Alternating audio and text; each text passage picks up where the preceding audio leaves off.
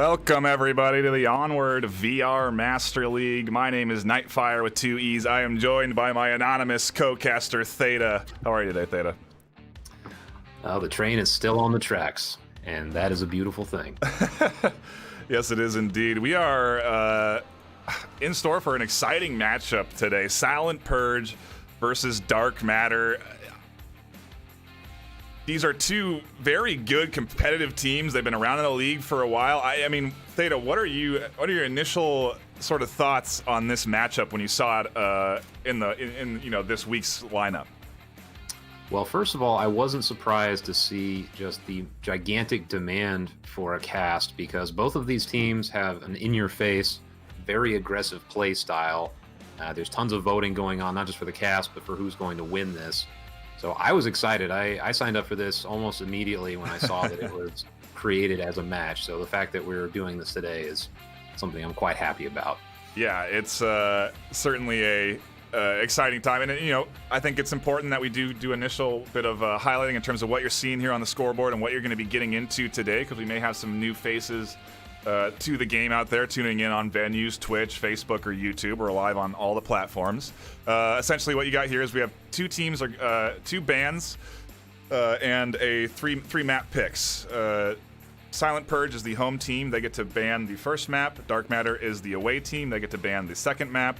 And then Silent Purge have the first map pick, or they can pick what side they want to start on. In this game, it is a 5v5 military simulator. The enemy team, the Marsoc team, is trying to attack a stationary objective that the Volk team, the defending team, is trying to prevent them from capping.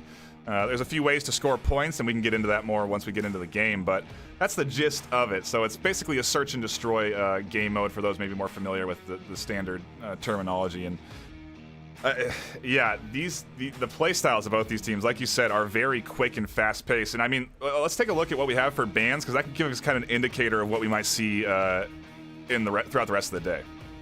Sure. So for the home team, Silent Purge, the ban is Subway. And for Dark Matter, they have banned Downfall.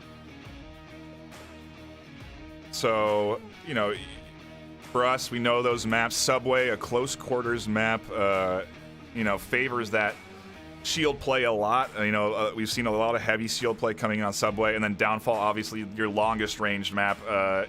Snipers galore all over that map. We've seen some really good sniper battles as of late on Downfall. But what are your thoughts? Why are those being banned by each team?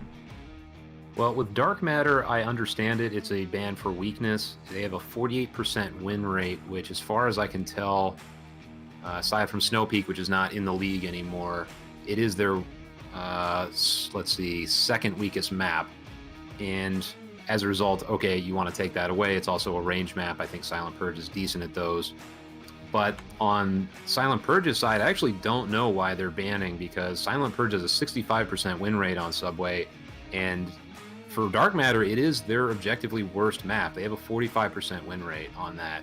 So there must be some extenuating factor here that I'm not aware of. I can't see on the stats that would drive them to make that decision. Interesting. And do we know where we're headed for our first map yet? I have not received a message from the hosting captain, so I don't have that answer yet. Okay, well, the available map pool, I would say favoring that close quarters style. Quarantine obviously still available. One that's been changed the most in the most recent update, has a lot of new and fresh angles that teams can take. I do think there is a few good long-range opportunities that are going to be available there, and so it'll be interesting to see if that gets chosen. Obviously, Bazaar still on the plate, and then your tight range, Cargo, Suburbia, still there on the map pool. So I don't know. It's going to be, I think we're going to get a bit of a variety in our matchup today. Agreed. I'm really looking forward to it. Yeah, we are going to take a brief intermission as we dive into the lobby. We will update what map it is, and we will be back in just a few minutes. Do not go anywhere. We will be here for map number 1, Silent Purge vs. Dark Matter.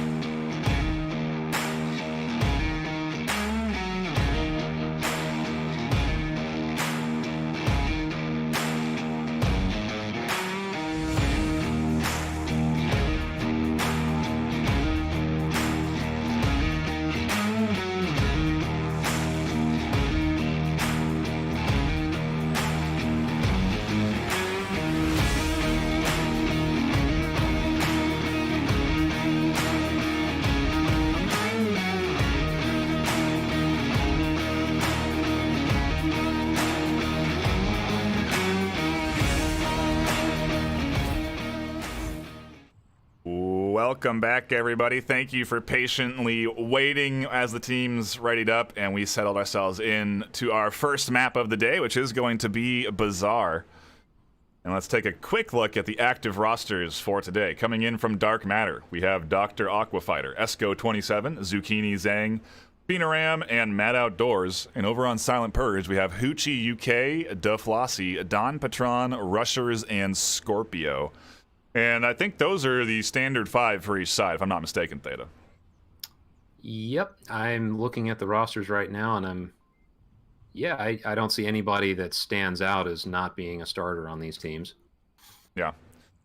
And I mean, hey, when it comes down to it, what is their overall rank too? Because that's always important to take a look at, because we're nearing the end of regular season right now, and you can kind of get an idea of what's on the line for these teams. Because as we talk about it, the format of the postseason that we have here is the top 7 teams go into the closed qualifier, and then we have a challenger series where every single team in the league can compete for a chance to be that number 8th position and go into the closed qualifier. And so you really want to lock your spot in the top 7, the top 6, for this to be a little safe, right? You don't want to let that. You don't want to be on the edge there, because that Challenger Cup is a slog. It is a long tournament to get yourself through and up to that 8th position. Yeah, well, to answer your question, Dark Matter is ranked 16th right now, and Silent Purge is ranked 6th overall. Wow. And it's also worth mentioning that this was a Button Cup matchup, and for anybody that's not familiar, this is when teams in the European League and the teams in the North American League get matched up. I don't know exactly what the mechanism is, but it's something along the lines of evening out the MMR. But yeah, you end up with these types of matchups. These two teams have only faced each other once before, and it was last season as a result, because they are in different sections of the league. Yeah, and, so I think that spread potentially widened maybe in the last week or two, because this Button Cup match was scheduled when their rankings were maybe closer several weeks ago. But this is a huge opportunity for Dark Matter, and we're going to kick it off with round 1 on Coyote Objective, Silent Purge on defense.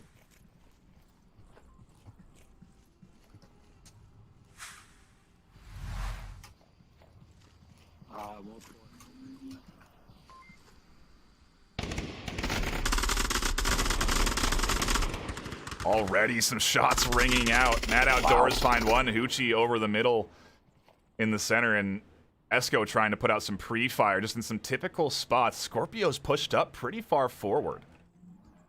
Yeah, and Esco already making his way into the market. And one thing I know about Dark Matter is they love to use dual LMGs for cover. They'll put somebody like Esco on one edge and then another LMG gunner on the other, and just create tons of audio and, in some cases, visual cover by keeping people's heads down, and then they use that to push into the objective, and it looks like they're already making moves like that. Saw that nade come in from Daflossi up over the center, almost perfectly placed onto Esco's head, just a little bit far. And so seemingly Daflossi aware of that potential angle. Scorpio here waiting for Zucchini to push out, and Zucchini is going to swing, unknowing, does somehow manage to get that trade. Scorpio not reacting quite quick enough, and we're now into a 3v3.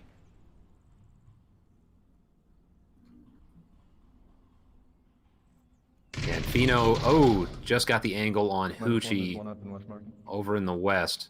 That puts it down to 2v3 in Dark Matter's favor. And now Flossie and Don Patron on the objective, waiting patiently for these Western aggressors. But there is also one creeping around in the south in the form of Mad Outdoors. He could be a huge component to this push here. If he pushes out and goes into Blue Room, or even potentially comes in through the center to push some rounds up over the head of Daflossi, it could really draw a significant amount of attention. Or he could kind of sneak in to the backside of this OBJ from the east and potentially be a threat at capping.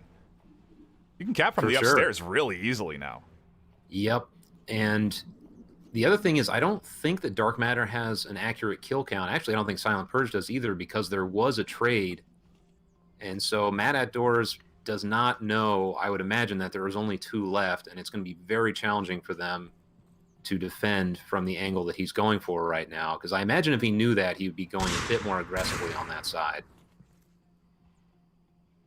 Flash coming out here. DeFlossie staying low. Esco looking for that headshot, looking for any sort of sign that there's an defender there in the center.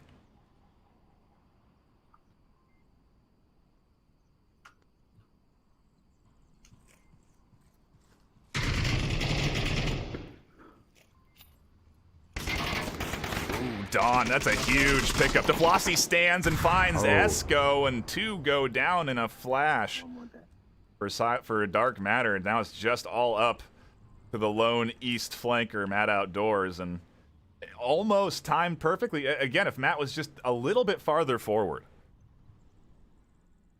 Yeah, that was some unfortunate timing because, like you said, if they had done a bit of a pincer simultaneously, they would have been in a good position, especially with Flossie in the middle of the market like that.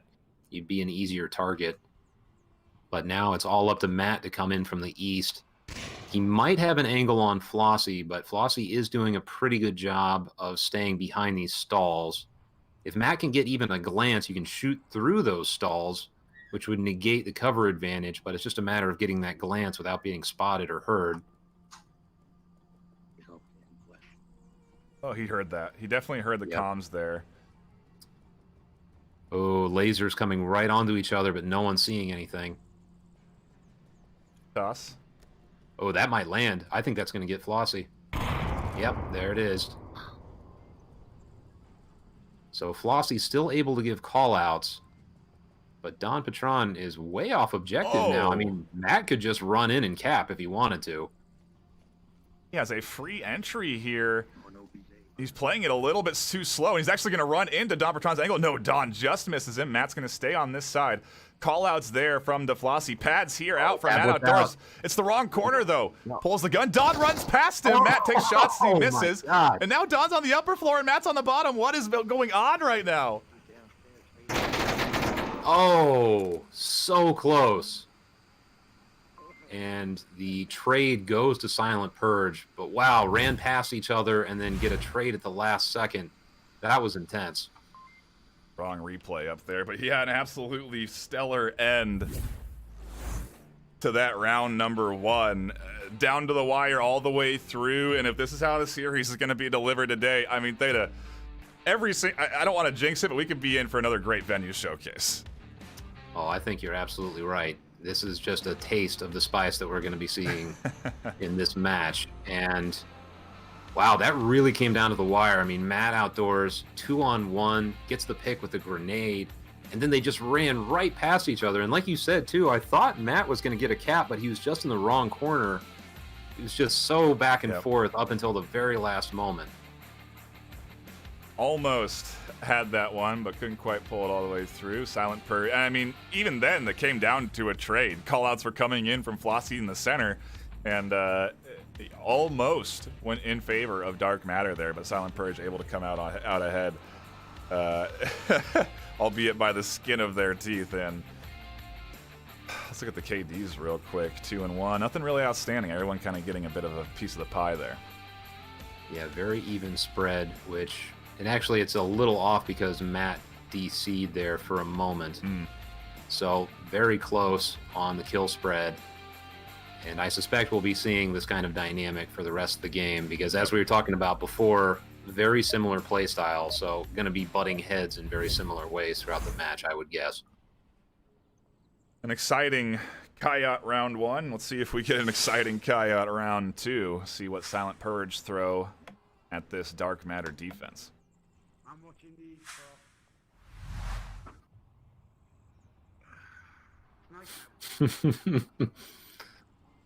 Some banter out of the Dark Matter players. Mom, is that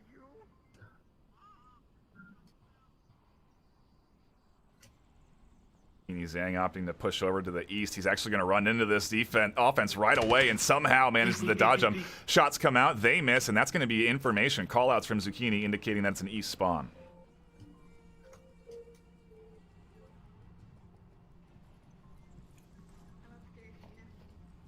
Not really a heavy shift in defense, though. Zucchini, the only one that's over on this east side. They're still keeping the 2 invested in the west, and it's smart. Most times an offensive strategy focuses on circling this objectives.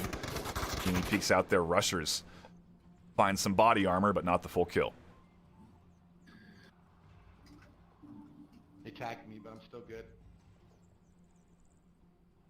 It is interesting. It appears that Dark Matter is taking a very hard western slant on their defense, and the offense is pushing almost exclusively from the east.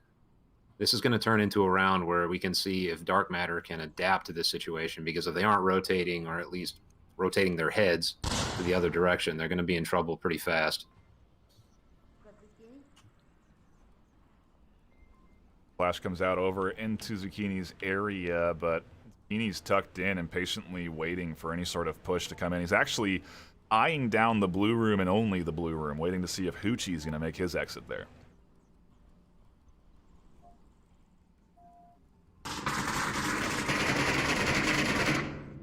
East side market.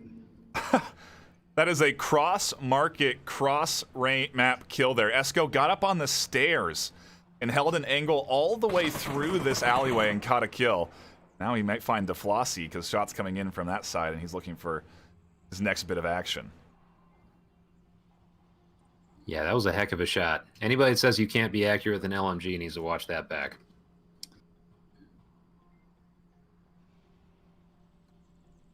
And we got to keep our eyes split across the map. We're going to be dipping from the east to the west, and here's Zucchini still holding the east against Dompatron and the likes of Scorpio. And Flossie is taking a little bit of a risky approach here, just being out in the open on the north street. It's paying off because nobody is watching that specific angle. He may run into Phenoram shortly if he makes enough noise. Aquafighter comes out and starts to check the rear.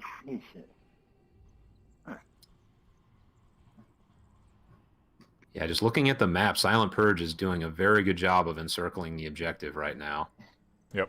And honestly, they're shying away from the west heavy defense and kind of half encircling the east, which is where there's not as many folks over there defending. Trade there between Zucchini and Don inside. It's going to be a res available for Scorpio to go scoop him up, and not for the likes of Zucchini. So it's actually a pretty good trade for Silent Purge. Going to even things up 4-4.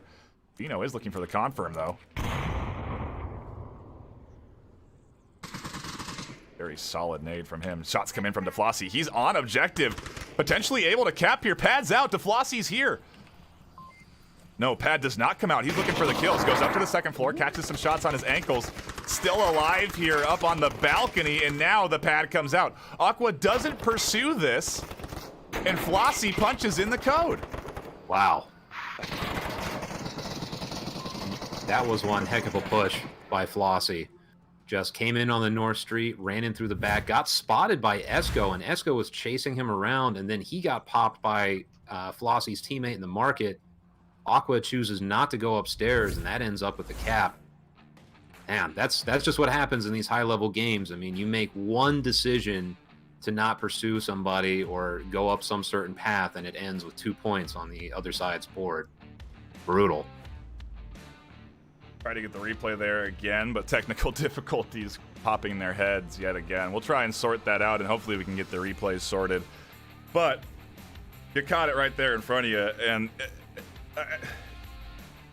I mean, did they think they had that kill on the stairs? You know, they took shots.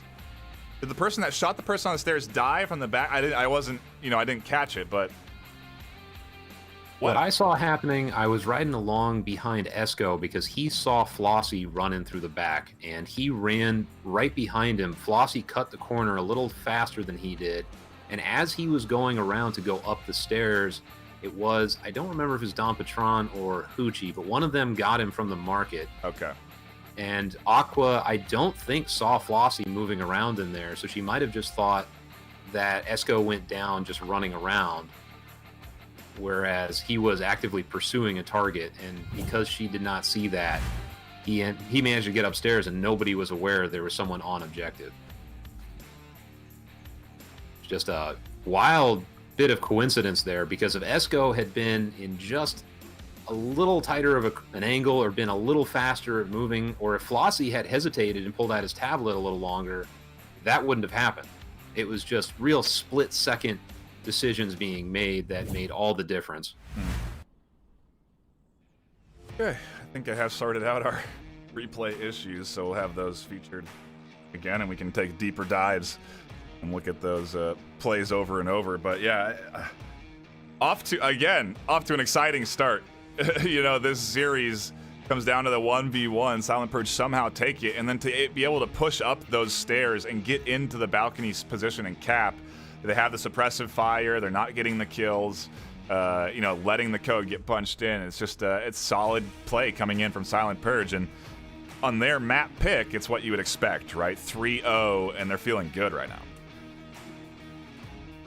Yeah, I mean, this is just a good position for them to be in. Now they've got defense on a defendable objective. I mean, you don't really want to be in this position on Kiat, so they defended Kiat successfully, then they capped it, and now, I mean, it is an uphill battle for Dark Matter, not just from the points perspective, but because they are going to be dealing with an objective that is harder to cap on.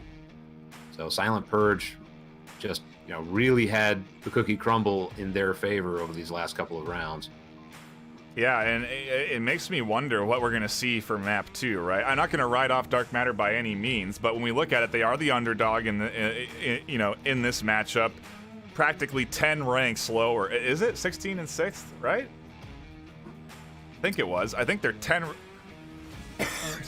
ranks lower than Silent Purge right now. And so if you want to talk about an important matchup for both of these teams, it really does matter. And Silent Purge can't afford to be slacking or letting up any sort of rounds. So for it to come as close as it had in that first round, it's certainly, I'm not factoring Dark Matter out by any means.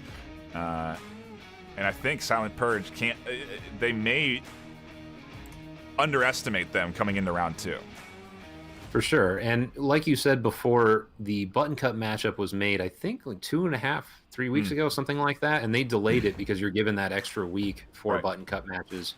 It can be hard to schedule across time zones that are that different. But, they were scheduled based on the MMR system, and it was a much tighter ranking matchup before then.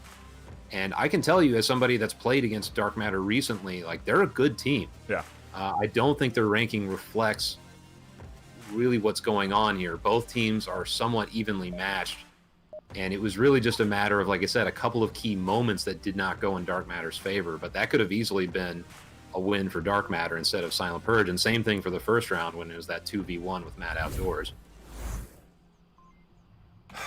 Thank you for hanging in there with us as we sort of bought a little time. We had a disconnect there. Everything is in order now, and we are here for round number 3. If you are just tuning in, you've missed a hot couple of rounds out the gate, but I don't anticipate this series to be backing off at all here, and so we'll see what Dark Matter bring to the offense now.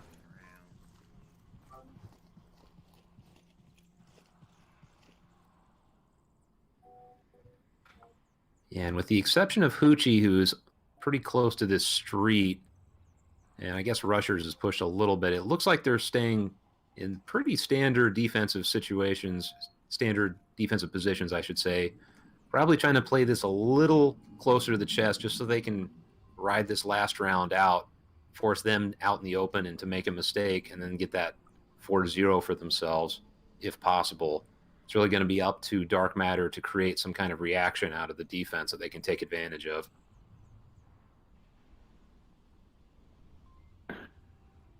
Flossie's position interesting here. He's tucked in behind a wood wall. It's rather risky. All of these wood what are they? Wood market stands are penetrable, and he is coughing here, and so that audio comm could have been heard. Obviously, everyone pretty far away from on the Dark Matter end, but it's an interesting spot to take. It's not really a guaranteed safe spot, and in fact, I would assume a lot of players sometimes would just pump rounds through these market stalls just to see if they can catch anybody holding a position just like this. Yeah, and you could say that those positions, they have concealment but not cover. So the moment they figure out that you're there, you may be concealed, but you are not covered. So like you said, very dangerous position to take if you're identified. But if you can take advantage of that surprise when people are not expecting you there, it can pay off. Yeah, I mean, he could very well catch Zucchini and Fino completely open in the street as they cross. Just a matter of if or when he decides to stand up and check it.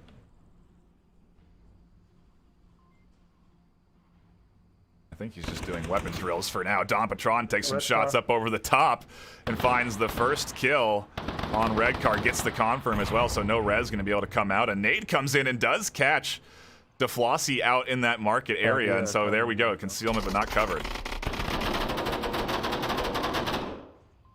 Did I got him? Yeah, and I think Esco and Rushers are about to have a confrontation in this western courtyard. Esco is just creeping right above Rushers. I don't know if he's heard them. Yeah, I don't think Rushers heard anything. If he did, he maybe thinks that it's on his level. Oh, he definitely knows he's up there now. It did sound like Esco managed to get a call out before he was taken out by Rushers that he had killed somebody. So, might have saved their kill count. I'm not sure how much of that got across to his teammates. Very true. And it is now a 3v2, not necessarily out of reach here for Dark Matter. They just have to stay diligent and find the peaks. Hoochie's still pretty far forward. He could be a dangerous element later if they sort of forget about him and try and push in from the south. He could have some nice angles over towards the objective side of things. Scorpio obviously holding the objective over on that side. He's he's thinking about going for that res on DeFlossy. And Aqua gets the res on Fino. I think Mad Outdoors was having some technical issues, but he is now back to crawling into the western courtyard, and he's getting very close to Rushers. Peter, here's a nade. Rushers just gave a call. It's either him or Hoochie, but somebody was just giving call out. So I would imagine Matt knows that there's at least one person nearby. And Hoochie is trying his best to watch two different angles. He keeps turning his head to where Matt is, but I think Matt is going to get this. No, he doesn't see him on the stairs. Yeah, he didn't look up. That might not happen then. If Hoochie hears him, Hoochie will win this. Ooh, and they just miss each other.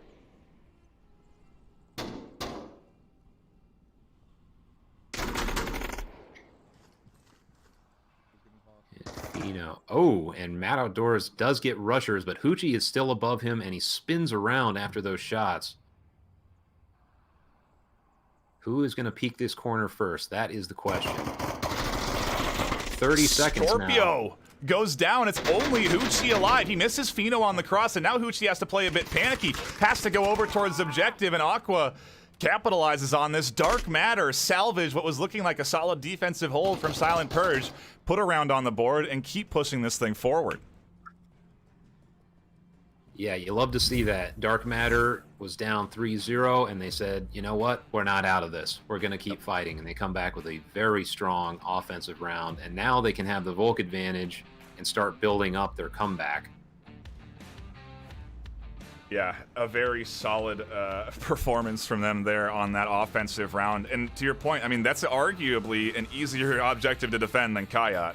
I think most people would agree with you on that statement. And for Dark Matter to then come in off of a tough 2 rounds on Kaya and do that, a very good job. Now they can go in, put up a solid, tight defense, ideally here, not allow Silent Purge to sort of pick away at them. And who knows what we're looking at for the next objective and what the possibilities are. Indeed. And I do wonder, again, there's always this choice you have to make between playing conservatively, playing aggressively, whether you think that's going to surprise the enemy, if it's going to blow up in your face. And Dark Matter, I would imagine, despite their more aggressive tendencies, will probably lock down on the objective and try to just secure this point, because then they can tie it up and potentially have a new objective to work with. Then again, I've said that before, and then they come out with guns blazing, so who knows? I mean, yeah, to your point, maybe an aggressive rotation through Kaya early would pay off. If you go for it, who knows?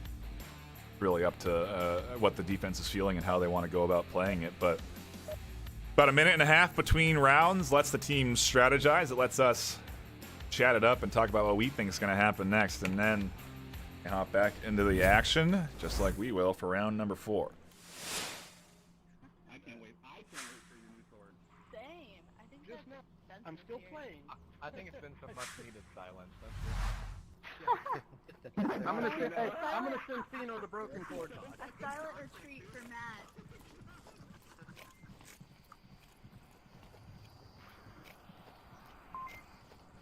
Well, what do you know? They are pushing hard on defense.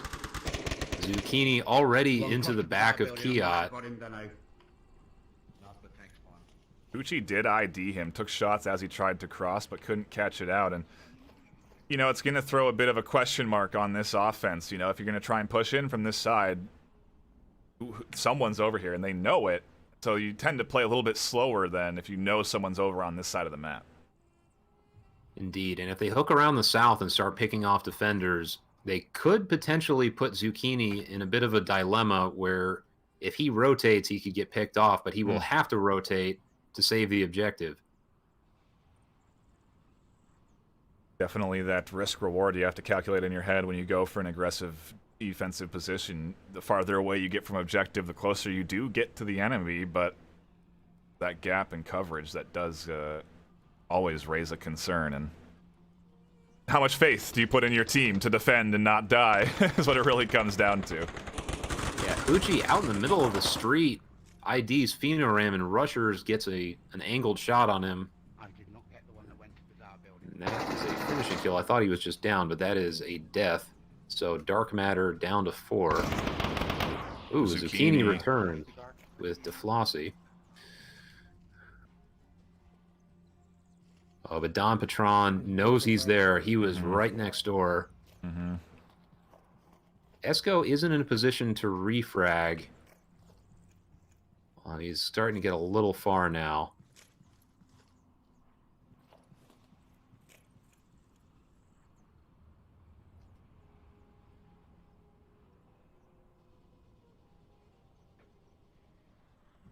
Okay, Gucci is approaching this western courtyard. Esco has an angle through those pallets.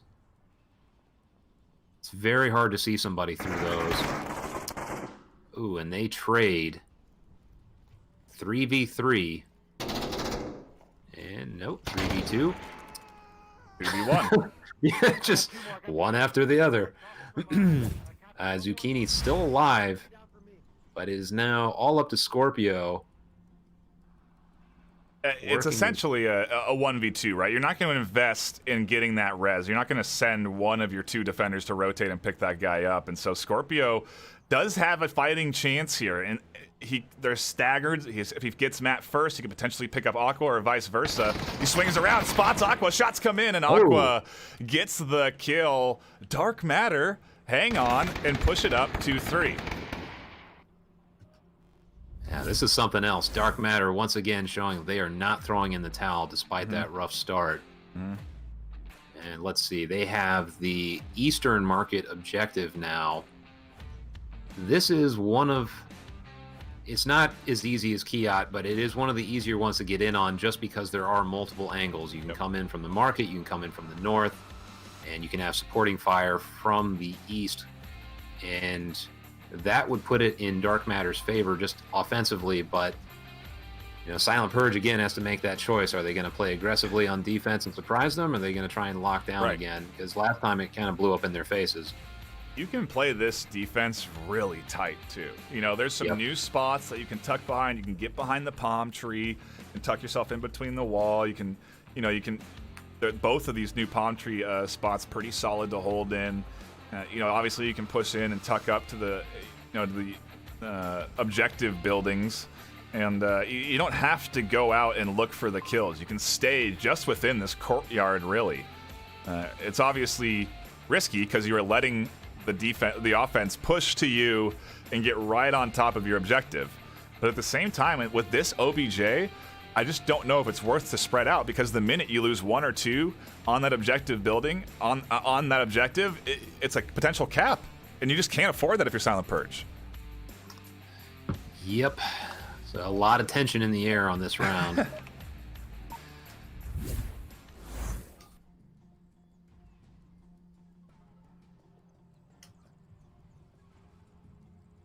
Taking a look at the KDs before it really kicks off. 5 and 4 from Don.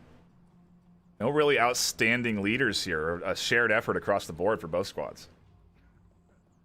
Yeah, we'll say it's a little hard to measure on Dark Matter's side just because Mad Outdoors has been DC'd, I think, 2 or 3 times now. I think almost every round he's DC'd at the end of it. So he's showing 1 kill, but I'm pretty sure he's got at least 3 or 4 at this point.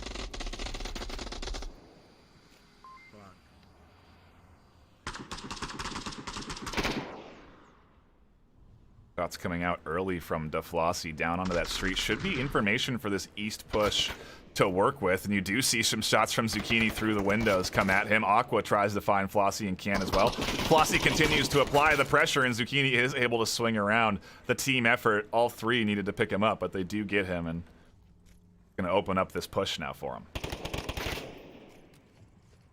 Yeah, Silent Purge losing a defender with only about 40 seconds elapsed.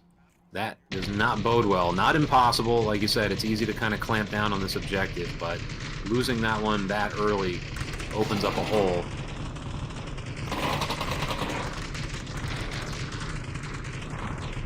And there's that LMG fire to cover.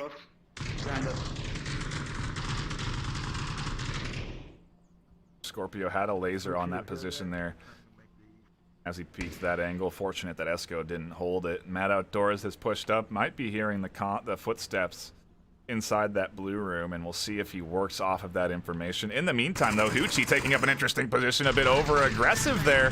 Down he goes to Zucchini. Rushers finds Fino over on that other side of the map, and we're going to keep our eyes tracked on this east push because it seems to be where the majority of Dark Matter's coming in from. Ooh, I don't think anybody tried to confirm that body.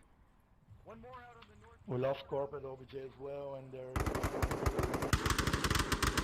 Rushers does get the res, has to go way out in the open to get it. Hoochie then gets scooped up by Zucchini, and it's only Don Patron. Dark Matter are looking to tie this up. He's about to run into Matt, too. If Matt hears him, which I'm sure he does because he's sprinting, he is going to know he has an angle on him, and they can ID and just surround him. Matt clicks out of ammo, has to reload, continues to try to swing, does finally find the shots there with Dr. Aqua, and Dark Matter have come back from a 3-0 deficit. Wow, I've got goosebumps. This is just such a great game already, and both of these teams obviously playing to win. And now Dark Matter has put themselves in a great position because now they can play defense. They went from that deficit after getting capped on very early, and now it is all tied, and they have the Volk advantage. They could very well come back and win this map. It's the dream comeback. You know, they have managed to rally from a incredibly hard Coyote objective, right? They lost on defense. They lost on they lost on offense first. Then they lost on defense to a cap. 3-0 out the gate, and you know, Silent Purge, like we've been saying, are the higher ranked team by a good margin, and so you kind of do anticipate, well, it could be a bit of a sweep. It could be Silent Purge running away with it.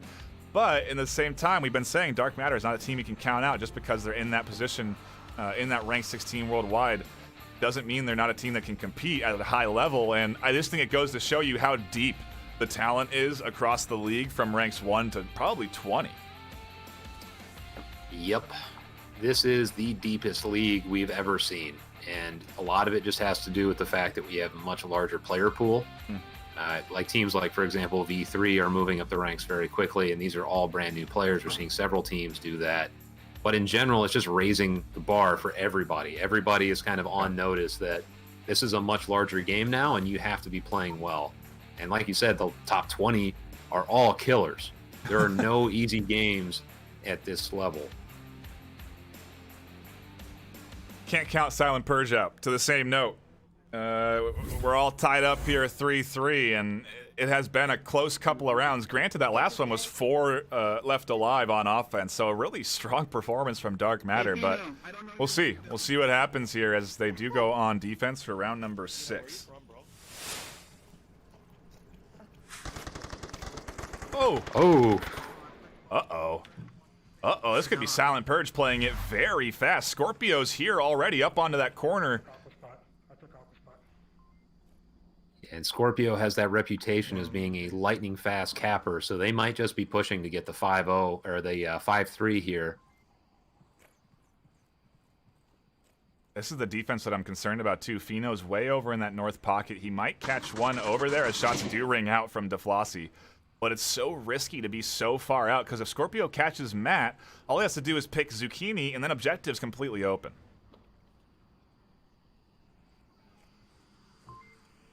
I mean, if Scorpio's fast enough, he doesn't even have to get Zucchini. He can just push that corner Although, yeah, you're right. Never mind. Zucchini has his laser on the objective. I don't think he'd be able to catch or be able to cap without getting caught. Matt has laser on Scorpio's corner. Oh, yeah, now Zucchini's dead. That is open. Esco does realize this is rotating off of that. That rotation is risky. Scorpio's going to prone his way through here. He gets scooped up, is resable, but does go down. And Don could pick him up here. Esco is eyes on, so it's a risky res. Does get the res off, though, and now 2 alive inside here. Esco puts some rounds down range, catches one. The trade between the 2 of them. No, Esco picks up Scorpio as well. Flossie able to find the kill. Silent Purge with with 4 left alive, excuse me. You take that final round, and hey, that was the aggression we were talking about. Just back and forth offensive rounds, and you can tell both of these teams like being aggressive because that's what's being highlighted. They are just pushing the pace on offense and forcing their defenses to collapse and make rotations that are suboptimal. Yeah. And I think it is going to turn into who can play defense better, because both of these teams very high level at offense, and they're both having kind of a hard time adapting to their own style on defense. Absolutely. And you want to talk about adapting and new styles. We're going to be moving to Quarantine for map 2, and I think it's a solid map pick from Dark Matter here. You're going to try and throw something fresh at Silent Purge, maybe put out some new moves, try out some new defensive positionings. They may be able to catch the Silent Purge kind of off guard here and be able to take this second map and push it to a best of 3. Yeah, and Dark Matter is strong on Quarantine. They know how to put the pressure on. They know how to defend well. I do think this is going to favor them more than Silent Purge, but also, as we saw before, you really cannot count out Silent Purge. They are a top-tier team for a reason. That was a very good defensive performance there at the end for them. So it's something we're going to have to... I mean, hey, this is... You can always tell how a series is going to shake off just by sort of the first round. And that first round came down to the 1v1, and that was kind of my indicator, okay, we could be off to a good start here. This could be a nice, good back and forth. I don't think that's going to really change here on Quarantine. I do think it's probably going to stay pretty close, because both of these teams are very capable of battling back from losing a round or 2. For sure. And as far as I know, I mean, you've got more experience with Silent Purge than I do in terms of casting them. I don't think they have a sniper, and I know Dark Matter doesn't have a sniper either, so that changes the game quite a bit. When you're playing a team that has a quality sniper, a Defilate or a Lonely Viper or something like that on your team, then Quarantine becomes a lot scarier. But when you don't have that, it's like, all right, who's going to be the better aggressor, the better defender? You don't have to worry about those crazy long-range shots ruining your game plan. Yeah, and there's so many new good sniper angles here that you're right. If you don't have one to be utilized there, we're still going to get... I don't know.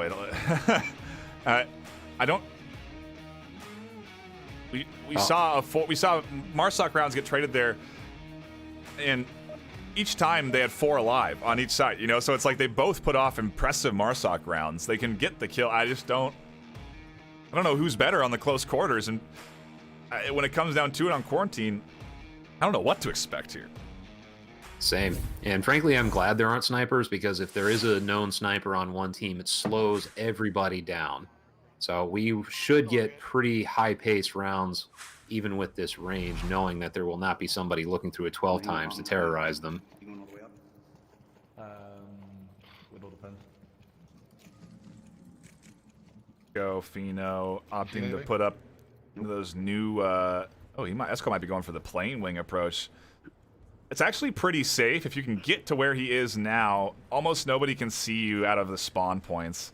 You can easily cover that north spawn there if he does decide to peek up.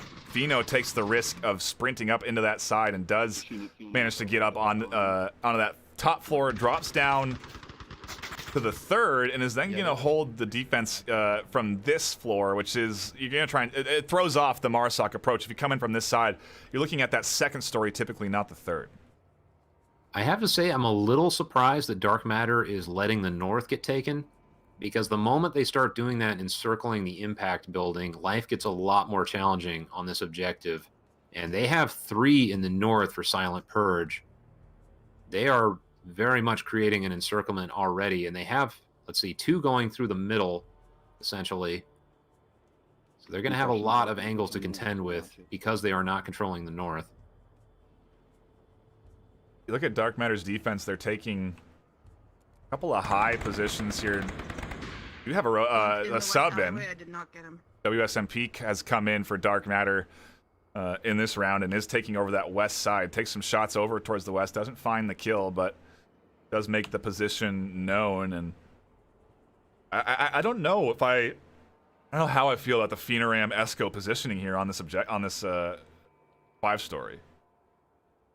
Yeah, Esco's watching a very narrow angle through that hole in the floor. You'd have to be quite a great shot to hit that. And on top of that, Flossie is now approaching his position. He's not going to have a great way to deal with that without exposing himself to the north roof. And rushers take Zucchini down. Looks like that was up the middle.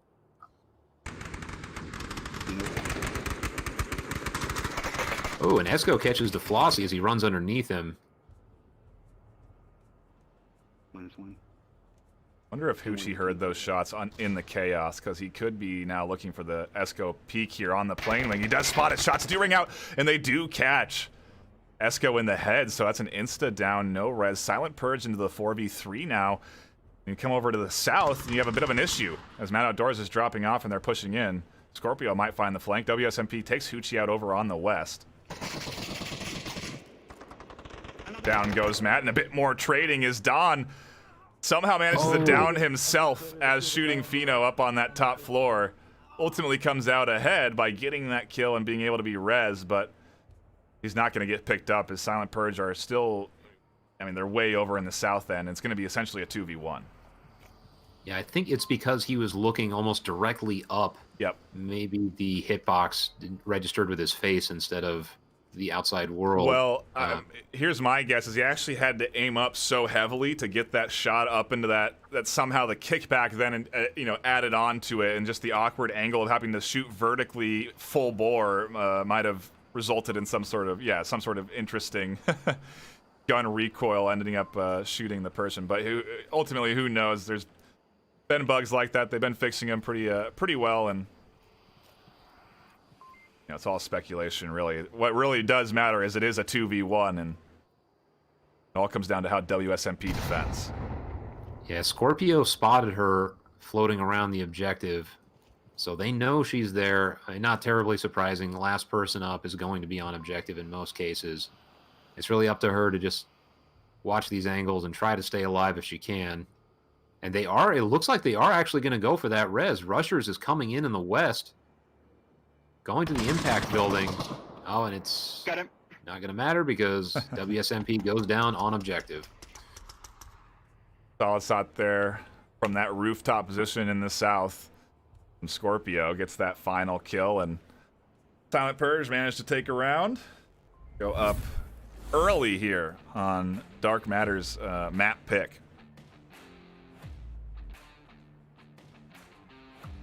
Yeah, there was so much going on in the west. Everything was focused on the impact building. Esco got that kill, then he got refragged, and then there's another kill nearby, and then Don Patron had that kill and then downed himself. Like, there was so much going on in the west. And sorry, go ahead. No, I just don't know. Again, I question that position. I don't know how effective these window positions are anymore. You know what I mean? I think day one, sure. A nice idea. You could catch some people out. You could peek the windowsill. Get lucky. People wouldn't be ready for it. They're not used to people being in that level. Now, I think people are pretty religiously watching these windows and finding ways to check the angles that people hold on these windows. And, it can still work. Obviously, he managed to get a kill or two, from that position. But it's still... I just don't think that now, a few weeks into this, months actually, for this map being in place, it's not going to be as effective at catching people out. Definitely. And that's just part of the evolving meta with this newer map. People are going to figure that out. Like you said, something worked early on doesn't necessarily mean it's going to work forever, and people are going to have to learn that the hard way in many cases. Yeah. And hey, look, I'm just an observer. I'm sure there's people arguing that that's still a great spot to hold, and maybe it is. But from my perspective, I do think players are starting to get keen on it, and so I don't think it's going to be as good a position to take. And, you know, where else do you really go becomes the question, though, you know, and maybe that'll be what separates some of these top teams from being able to defend this position. We'll see what Silent Purge do.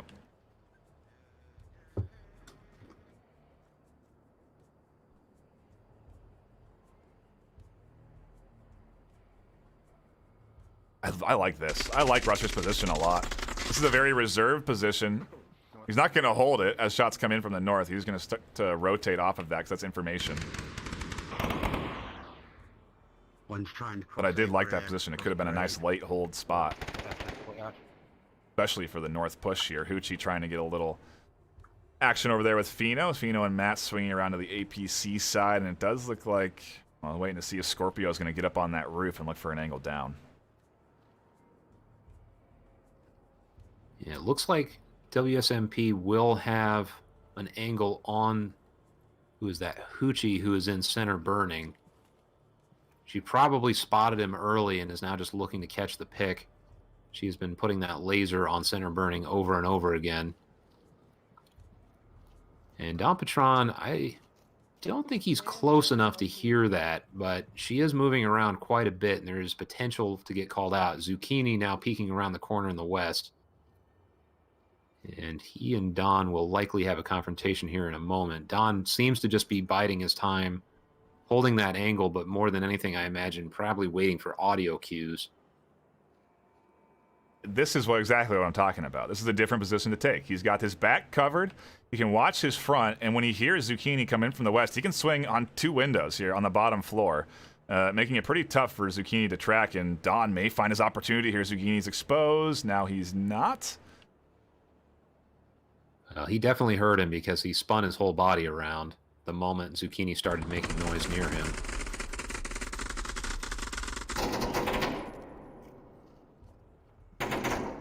One downward.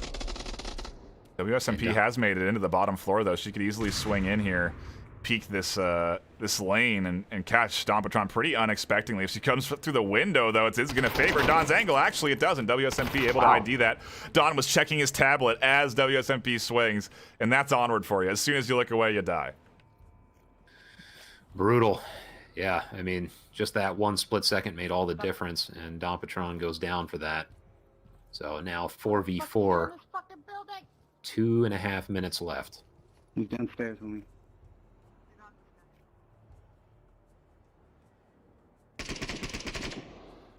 Flossie catches Fino.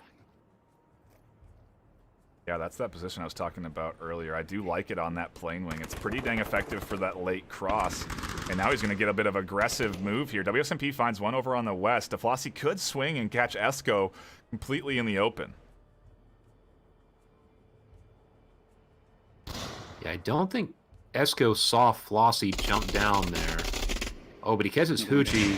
Flossie flashes him and comes around and catches that kill. Man, it's just back to back to back. It's been an equal kill count on both sides for most of this round. Now it's down to 2v2, 1 minute, 40 seconds. A lot of time to work with, really. For where they are, they're pretty close to objective. They have command of a building that's arguably very hard to defend from. Plenty of different angles they can peek up. They have verticality to their approach as well, and it's all going to come down to how they use it. WSMP is just going to come in from the bottom floor. Flash comes out. That's a good flash. DeFlossie should be blind. Is completely scooped up. Scorpio with the double, though.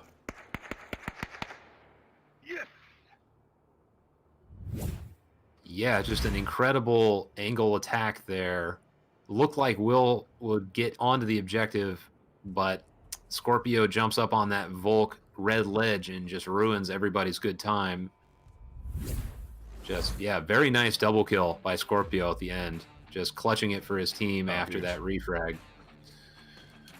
A solid, I mean, again, the play is so good. The teams are so evenly matched. Dark Matter with a great push there. The flashes were solid. They had that one kill. It was a 2v1, but Scorpio just popped up into the right spot.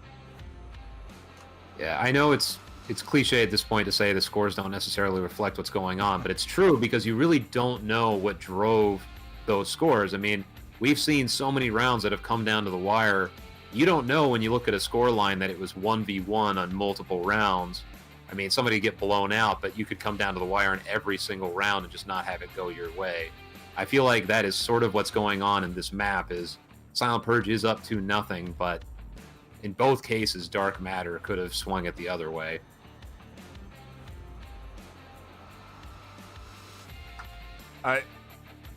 Look, man, somehow every Saturday afternoon, the venues matchups deliver every time. It is always exciting to tune into these series. A shout out again to everyone that is dropping by on venues, Facebook, Twitch, or YouTube. We appreciate you all tuning in, and obviously hit the follow, the subscribe button, whatever you can to make sure that you're notified whenever we go live. And this happens every Saturday, so you can put it on your calendar next Saturday at 12. We're going to have another one of these right here on all of these channels. So, I encourage you to tune in again, and I anticipate it to be as good as this. We have delivered without fail to these venues matchups. They have always been fun. I have to agree. I have yet to be disappointed by a venues match, either as a caster or as an observer. It's become pretty much a must-watch for me every weekend. Yeah, exciting times for sure for us at the desk. Really fun to tune into these ones and cast them. And we're not done yet. Silent Purge, certainly with a lead, but we've learned anything. It's like you can't count this Dark Matter team out at any point. So we go on to the defense. We shift objectives to the north, and we'll see what they can do.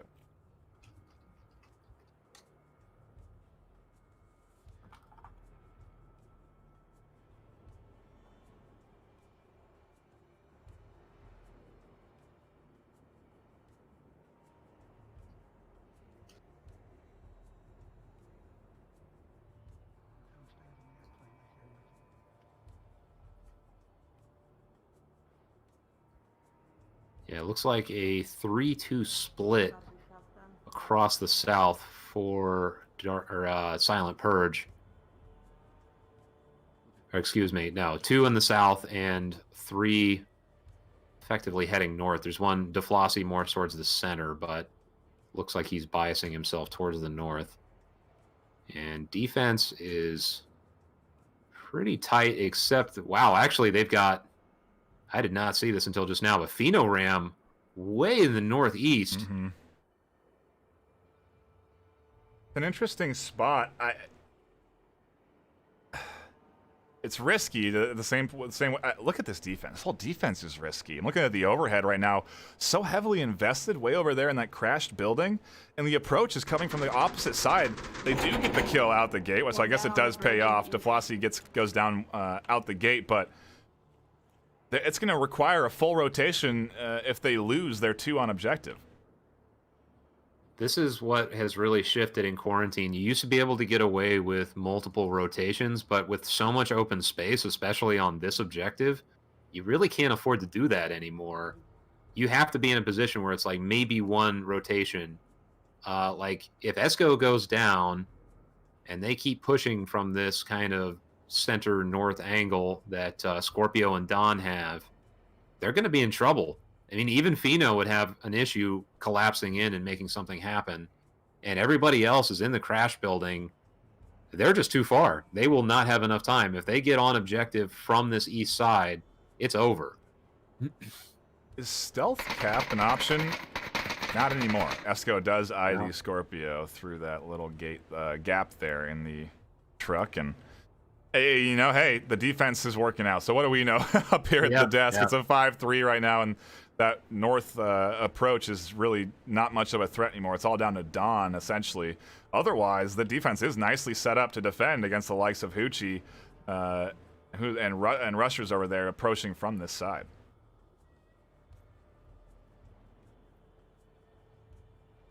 And now I would imagine Don Patron knows there's somebody on semi, and that's going to slow his approach. And Hoochie seems to be taking his time trying to pick up somebody hanging out in Impact Building.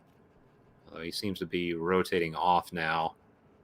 They could really effectively just ignore the Impact Building, and they are they could just move past the bulk of the defense. Yeah, Zucchini lets that happen. Rushers, I think, ID'd Zucchini shifting there on that bottom floor. Tucks in behind this bit of defense, and Zucchini does spot out Rushers. He must have seen him rotating over there. Shuts that down, and what was looking like a potential sneak isn't going to come through. Still, though, to your point, it's essentially a 1v2. Don and Uchi up against Esco. Once he goes down, Fino's going to have to swing, and the whole defense has to rotate. And they've got 55 seconds, so they're very close to objective, so there is some time, but they need to make a decision and make it fast. And I mean, if you are Dark Matter at this point, don't you start to rotate off and drop back anyway? With 45 seconds left, you know you're kind of away from objective. You've gotten your kills. It's safer to sort of shift over here back towards objectives. You do see Zucchini doing that. 30 seconds on the clock. Yeah, and here come the shots. Zucchini gets Hoochie, and Don is now isolated on his own. Fino's going to come around the opposite side and get at least one of them. There it is, and he's probably going to get this second on Hoochie as well. Yep. And Dark Matter, despite kind of what I think we both call an unorthodox defense, win that with 4 up on defense. So, like you said, what do we know? You know, I totally. I talked about it at the start of this round too. Is I think the way that they're going to be able to sort of get one up on Silent Purge with this map in particular is to do some unorthodox positioning, to sort of find some unique plays that maybe they're not ready for, because they just seem kind of ready on Bazaar. Granted, it was close. They managed to come back pretty good, but still, you're up against a team that is 10 ranks higher than you worldwide. You need to sort of pull out some unique plays to get an advantage on them, and that was a very solid defense. I'm curious what their offense looks like for this objective. Same, and I imagine we're not going to see a similar setup from Silent Purge. Probably going to be a little more clustered on objective, but yeah, their offensive styles are just so fun to watch. That's really the thing I think about more than anything is, you know, regardless of result, is just entertaining to watch both of these teams on Marsoc. Yeah, true. Yeah, they have certainly delivered to that extent, and well, it's such a feels like such an even matchup right here that it's so interesting to me. Dark Matter is where they are in that ranking worldwide. Yeah, MMR is just so unforgiving. I mean, if you drop one match, you can drop so many places. So I think they are just getting beat up by that more than anything, not because they deserve to be that low. I think they should be higher. I guess the reasoning is because there's so many teams that are competing at that high level. They're so close in MMR in that top 20, like we've been saying, and just get a little bit more volatility throughout there when you win or lose. And again, can't count Dark Matter out just yet. They've managed to get around on the board on offense there. We'll see if, or excuse me, on defense. We'll see if they can get one on offense as we go to round 4.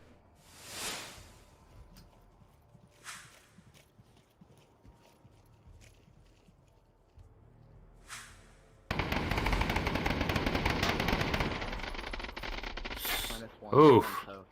And already lost one, and one is down. Out the gate, Rushers taking an aggressive position up on the hill to ID a rotation from the spawn point. Interesting how accurate the callouts are, though. Rushers know he's down only killed one and downed another. That res did come out, so it's 4v5. That's another adaptation. I think that sort of cross in the south was a little safer in the previous version, but I've seen this happen multiple times now, and I've actually been the victim of it too. When you're trying to cross in the open, if somebody peeks that hill from the defense, you are taking a huge risk by making that cross. And I say it nearly every single game. The team attacks how they defend. And you do see Fino and Esco and Zucchini investing in clearing out this this 5-star, I guess, the impact building, because that is where they defend from. So they are anticipating a potential setup from Silent Purge here, although it is not the case. It is completely left for them to conquer. Yep. And I don't know about that, because you could get onto this top floor and be a real threat. Yeah, I'm kind of waiting for Esco to do that, because like you said, if you can get to this very top floor, you can pretty much rain death down on the defense. Now, there's a risk because you're visible from there. You can skyline yourself pretty hard, but you can catch 2 or 3 people before they adapt and kill you. It's just such a nasty spot if you can get there. Ram doing a little clearing. He may be the one to push himself up onto this wing. It's risky to go for this rotation, typically because someone will invest the defender on the rooftop. And haven't done that either, so Fino is going to get an easy pass up to this plane wing and onto the roof. We'll see what he can do up here. Scorpio almost catches him out. He tries to drop down. Picked up. Man, I thought he was going to clear that when he jumped down, but Scorpio just had his number on that.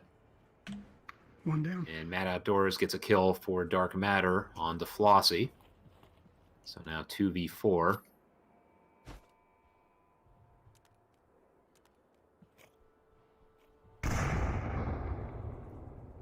I think that was a practice nade toss to that corner. Because he threw it where I was like, there's no way it's going anywhere. And then it bounced nicely off the wall and rolled right up to that corner. Yeah, with teams of this caliber, it would not surprise me. So the one downside here is that the offense is split. They are totally isolated from one another. One is in the west, one is in the east. So no chance of a refrag. Information levels are probably going to be pretty low. But the upshot is that they can potentially encircle. Mad Outdoors just put some shots out and might give away his position to Scorpio near the roof. And Scorpio is looking in his direction now. I was going to say, Matt could easily get a potential back shot to the back of Scorpio there. The Scorpio was focused over in the direction of Esco, but now she's going to be challenging this corner angle. It's not going to be an easy one to challenge.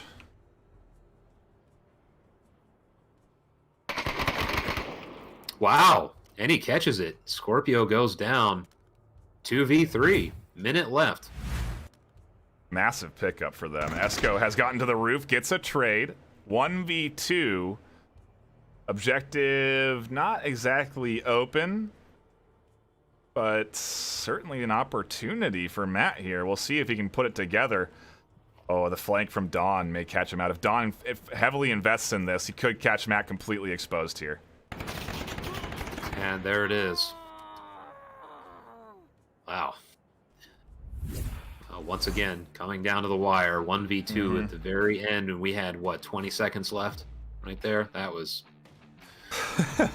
spicy, to say the least. Oh, yeah, there is, it is interesting that they didn't check that angle, that he didn't check that angle, because they defend, like I've been saying, you check what you defend, and they did that same maneuver when they were on defense, and that would have been you get that kill, then Hoochie's in the 1v1. It would have been the perfect, opportunity to pick them off one at a time, but gets caught out, and Silent Purge able to squeak ahead there, 3-1 now, and I don't know what's our next objective. That's going to kind of be, I guess, what shapes my thoughts on where we could potentially be going. It is going to be the center rubble building there, and what are your thoughts on this one?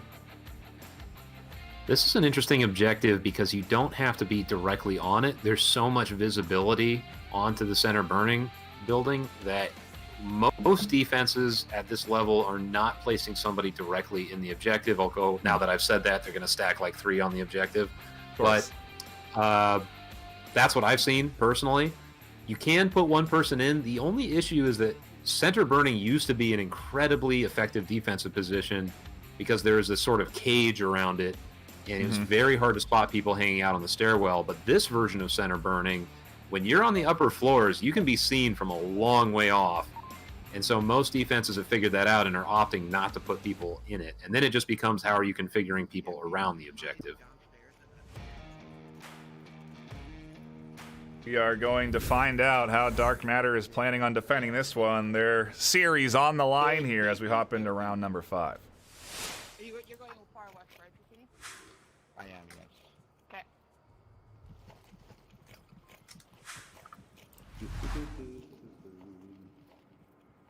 Yeah, I mean, you talked about it. You can take some pretty some positions pretty far away from OBJ because you can get up onto this floor, into this impact building, and take some nice positions down onto the objective. Esco out the gate, gonna take some fires on the Scorpio. It's a trade. Rusher is able to find the kill actually from the middle of the street. And I mean, in the day of no smokes, LMGs are king, just for that reason. Yeah, this is something I've been talking about a lot, is that, and Zucchini catches Don Patron, and Hoochie returns the favor, catches him in the north. But the LMGs are kind of the new utility weapon in some sense, because you don't have smokes. You can just put tons of rounds on a position and create audio cover, keep their head down, all that.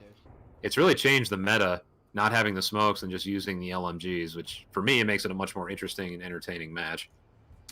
Yeah, I tend to agree with you on that front. Phenoram here, eyeing a couple of different angles. Scorpio may be a serious threat if Pheno's not ready for it.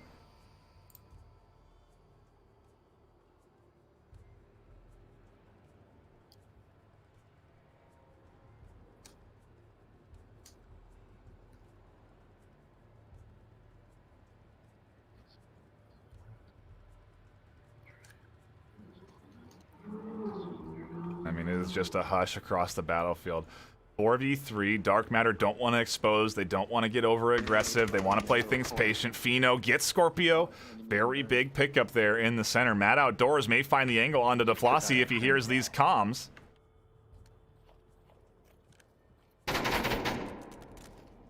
Wow, and that was huge. Now it's 2v3.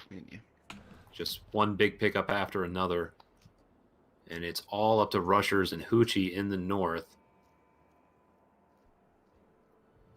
They've got a lot of time, though. It's 2 minutes and 50 seconds, so we're not even halfway through yet. And they're not too far from objective. They can really slow down now and try and get picks. And it's going to be up to Dark Matter to just stay hidden and force them out into the open. Hoochie is on the red ledge. He will have an angle on Pheno. Oh, but Pheno catches him first. Nice shot. Dark Matter just coming out ahead here. Mad Outdoors takes some shots up onto the rooftop of Rushers, and they are able to pick off this offense one by one with some key moves here. Matt gonna go up to that top floor, maybe try and get a different angle up onto that roof. Rushers rotates off, manages to get away with his life. 2 minutes left.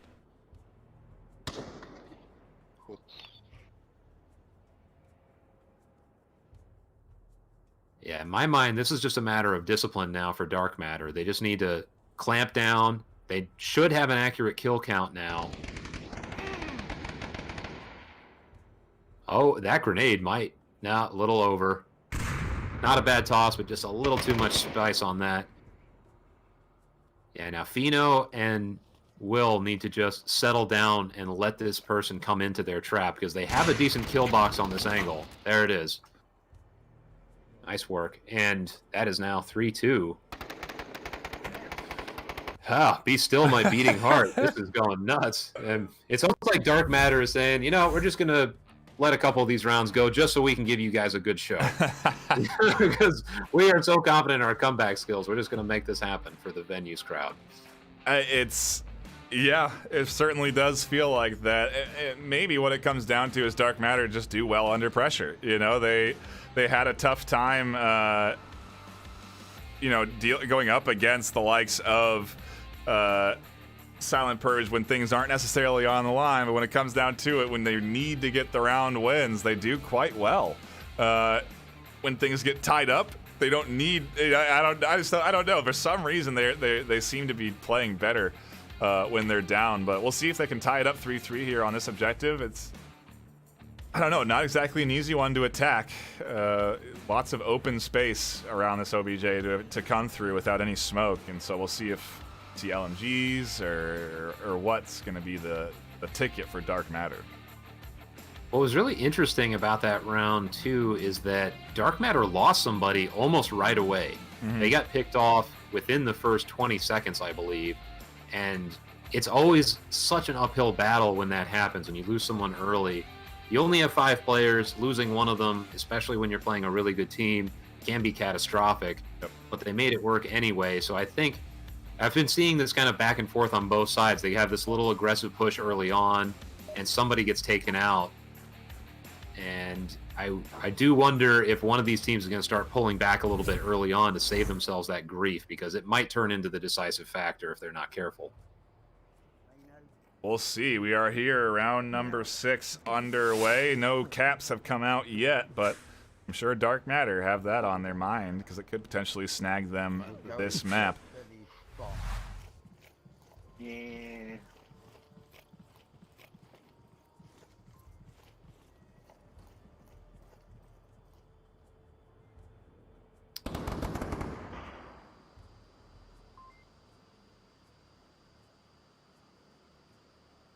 Right, it's greater front. Well, shots did ring out, so I'm assuming that there was a spotting of the spawn point. Yep. Shots are now going down towards the east. Wow. That gets Just like Flossie. Rush gets Zucchini, and I think I got him. bit of a trade going on across the board there. The southeast push gets shut down, but still the north is open a little bit more now. Don Patron in a pretty menacing position from the west. He just had his laser popped right around the area where Esco is. I don't think they're expecting somebody to be there. Fino is coming around on Don's flank, though. Question is, if Fino runs through that hallway, because if he does, Don Patron will hear him. Fino is right on him. Don spins around. And just like that, Don gets the kill on Fino as he runs out of that western hallway. Got one left. 3v4. Shots were heard. Lasers are on his position. He is not exposing himself very much to that northern offense, though. No, he's staying pretty tucked in on this little slant here down this hill. Just dodging any lasers and keeping diligent on the west. And really, it's kind of a huge wrench in Dark Matter's plan because their push is favoring this side, and they have to clear out the west.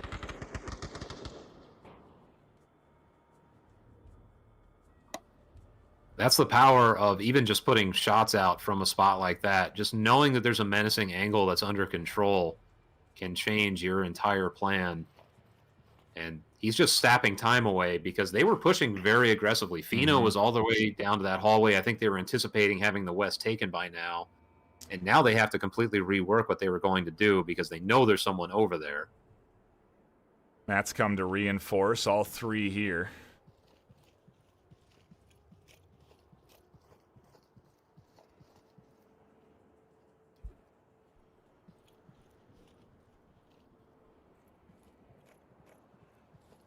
Will keeps checking that position, but they're so bunched up right now that if Don pops his head out, he could have a double on them and change this game dramatically. But he is not doing that. He is playing this. Oh, never mind. He pops out and catches Will while she is in the open.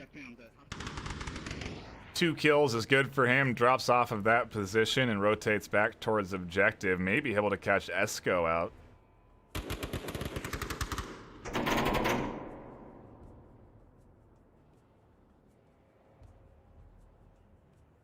Just barely missing there. Esco's lasered in on this, waiting for rushers to peek up. Does peek up, does get the shot. Solid job there. Don finds his third from that same exact position. How is that possible that you don't get and clear that after hearing 2 of your teammates die from that angle?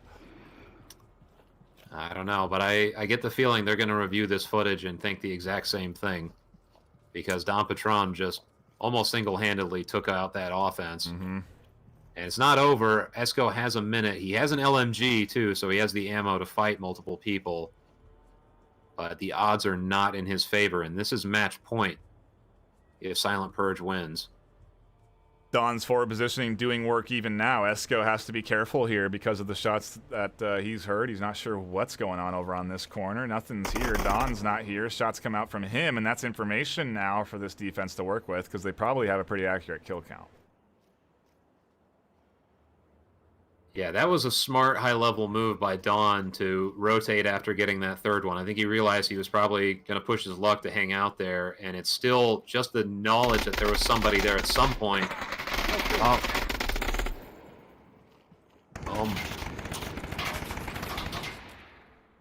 Well, it was a good try on Esco's part, but that is the match. Silent Purge wins 4-2 on Quarantine, and series is now Silent Purges. Yeah, it's a solid attempt there from Dark Matter to battle back against the likes of Silent Purge. Nearly had it a couple of times there for a few of those rounds, but couldn't snag their own map pick. We still do play out all 3 maps, so don't go anywhere. We're going to get down to this 3rd map, and it is going to be quick because we got Cargo, Suburbia on the table. Only close quarters maps available.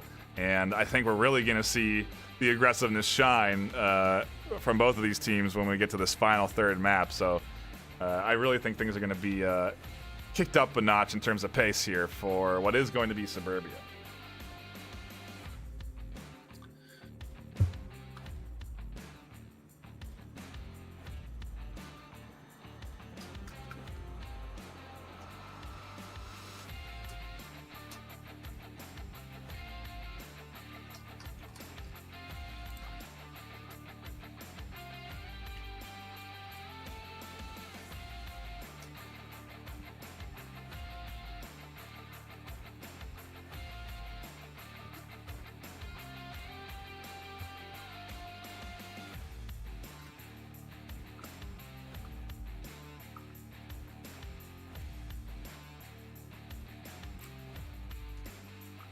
Yeah, I'm just looking at the stats here, and both teams have a roughly 50% win rate on this map. It's a bit of a coin toss here. Let's see. So Suburbia, yeah, so Suburbia Day, well, 57 for Dark Matter and 50 for Silent Purge. So very close stats. Yeah. I think that speaks volumes to just their play style. Both of them have that aggressive in-your-face way of doing things, and that is you get spectacular results, and it can also be very volatile. You can get dramatic wins and dramatic losses on maps like this when you play that way. Yeah, very true. Not sure again what to expect here. I guess you could say Silent Purge has proven themselves, at least rank-wise. But oftentimes what we see is after a team has won the series, they sort of slack a little bit on the 3rd map.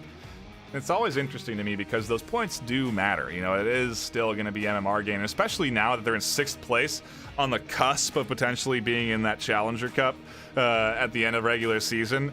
Every bit of MMR matters, so I don't anticipate Silent Purge to back off at all. And so if they continue this momentum going forward, my prediction is that they'll take map 3 as well. But Dark Matter have been battling back, and we'll see if they can kind of rally under that same pretense that we need to keep this close. I mean, heck, they could tie the score line if they do well enough on this final map. Indeed. And I've mentioned this before, but to me, it's a major measure of character how teams behave on this last map, both for the winners and the losers, because the winners can kind of, in some cases, lessen up and just not take it seriously. And to me, that shows that they're not really playing in the spirit of the game. And likewise, for those teams who have lost, to see them really fight and win a 3rd map says so much about their grit and their willingness to keep competing even after the match has been decided. Yeah, no kidding. It makes you feel even worse. But that's if you're rooting for them that they've lost, if they can take that 3rd map, because that could have been, the series decider if it had just gone a different way. But we play the what-if game all day. What we don't have to what-if about is the rosters. No subs coming out between either one of these rosters since last map. Will's going to stay in for Dark Matter, and we're going to get underway for map number 3, round 1.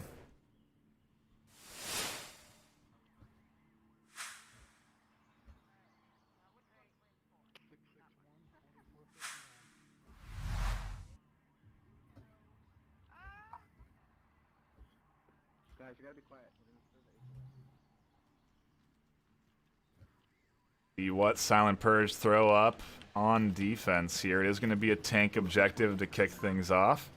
I'm gonna be up. I am just... are we going to see the flashes? Are we going to see the nades? Is Ruster's going to get up out of this carport and try and challenge Esco? Shots come in just over the top, almost catching out Esco.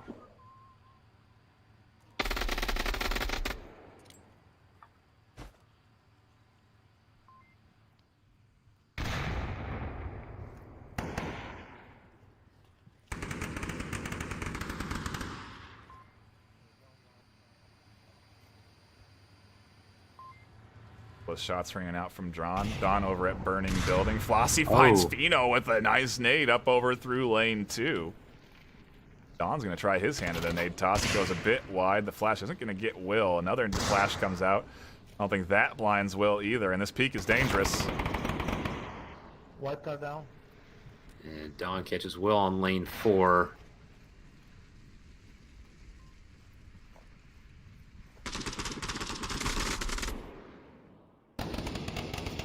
Esco picks up Flossie. Let's see, that is lane 1 area.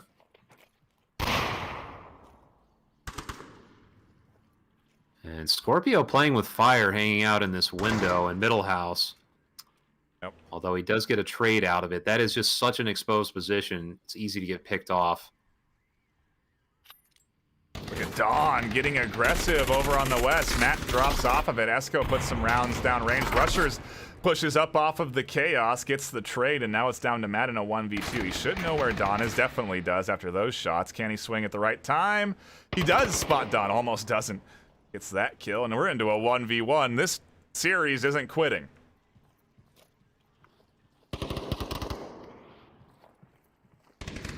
Actually, Matt could drop off, get this res, turn it into a 2v1. Yep, that's what he's doing. He's coming around to lane 2. He will get this pickup.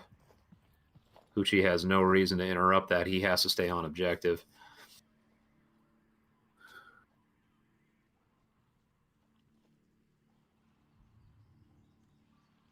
On my body.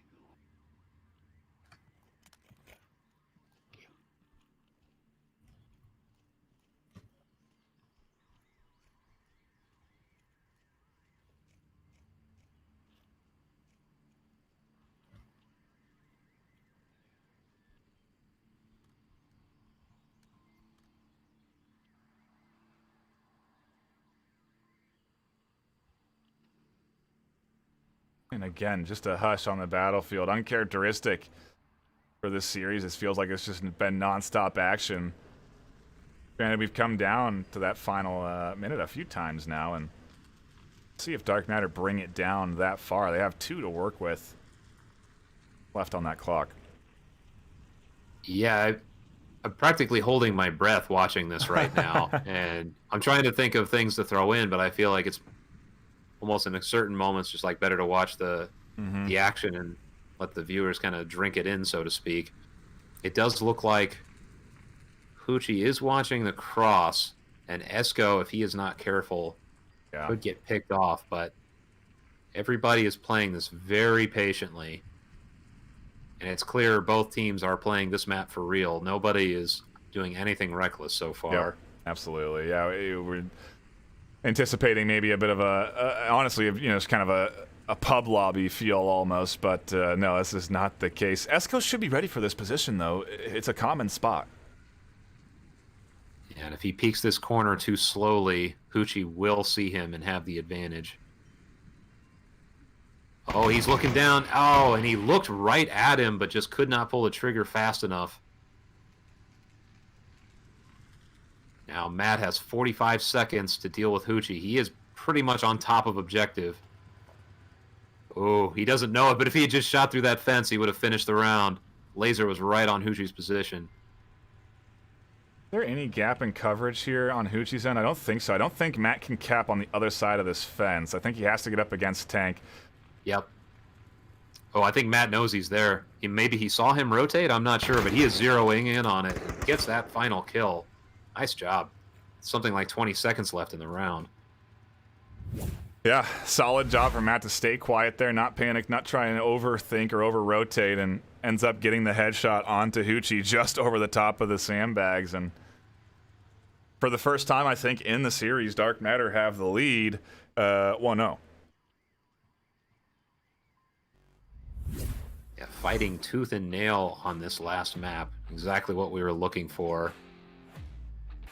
Just glad to see that after such two crazy first maps, we get to see this continue into the third for this venue showcase.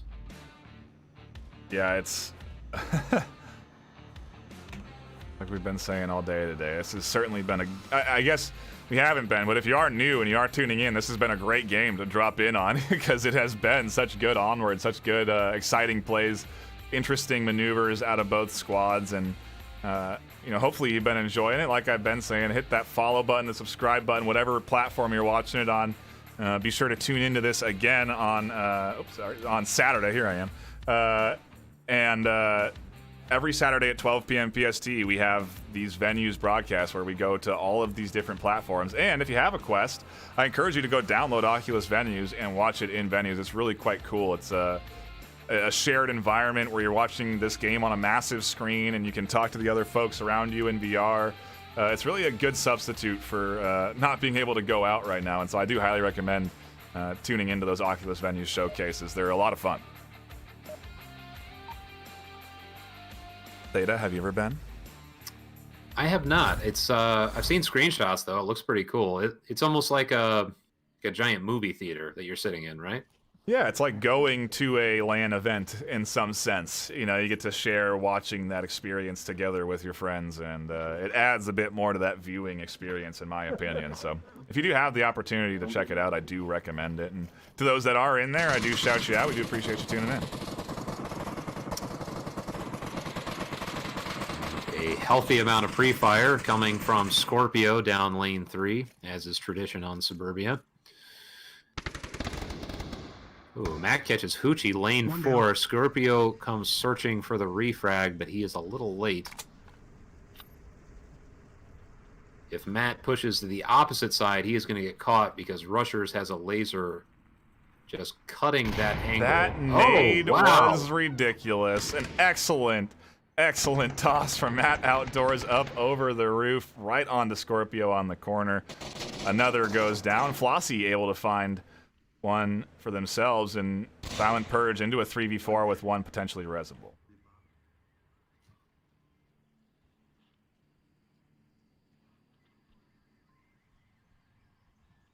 What's interesting about that grenade is Matt confirmed another body because there's two over there, so he probably thinks that is done with, but Rushers is going to come over here and get that res.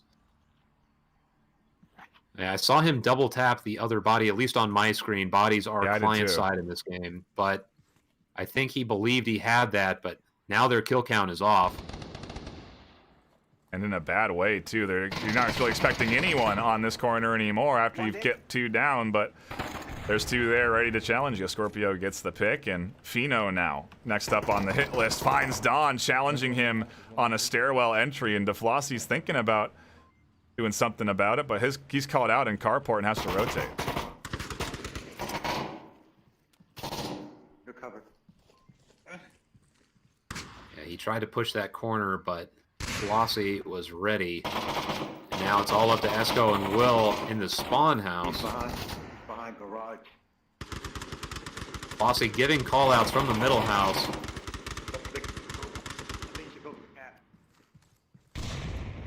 Flossie's thinking cap, and he could do it. There's tons of suppressive fire. He could push in the front and potentially under the nose of Will. Will's rotating heavily now and is going to be challenging anyone that tries to come in from the front yard. Scorpio has to take that opportunity to get that kill and ties things up 1-1. That was the only choice she had at that point, because if she had continued play defensively, DeFlossie knew where she was. He called her out. She was behind the house. He could have just run onto that tank, and she would have no chance to stop the cap. So in that situation, just run out and get shot. That's the best you can hope for. Maybe you take someone with you, but just don't get capped on, ever. Yeah.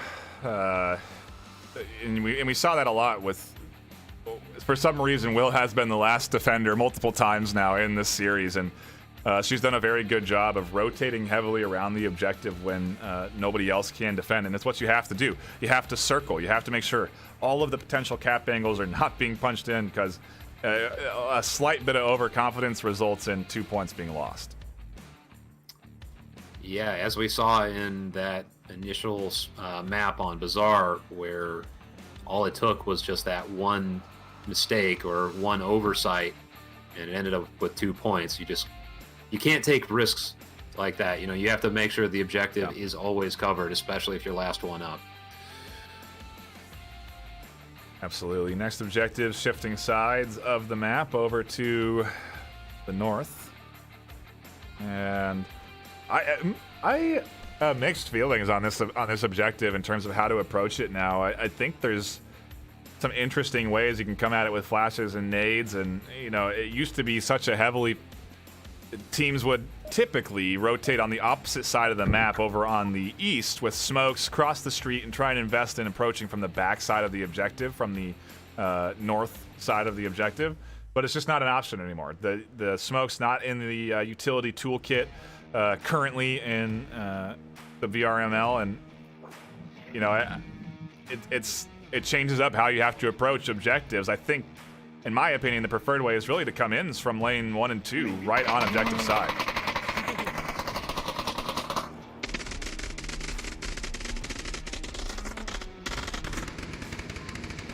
And already, we are not even 10 seconds in, and just lead flying through the air in high volumes.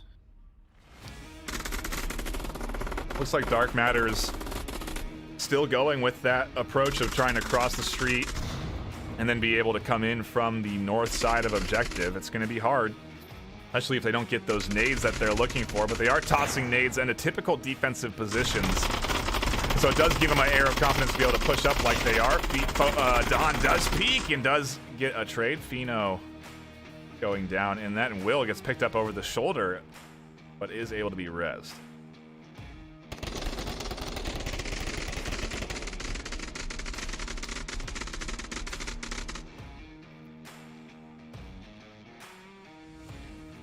Aqua taking her time on this revive, probably weary of somebody being over there. I'm not sure she knows if there is a trade or not. Yeah. We're good with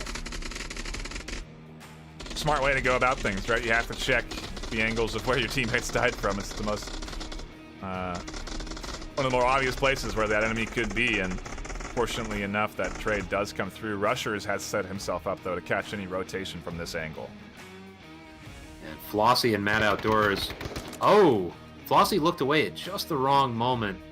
He had been watching towards the map, but then I think he suspected somebody was coming up on his lane 4 flank and spun around. And Mad Outdoors manages to catch him there. And Hoochie is in the flower bed.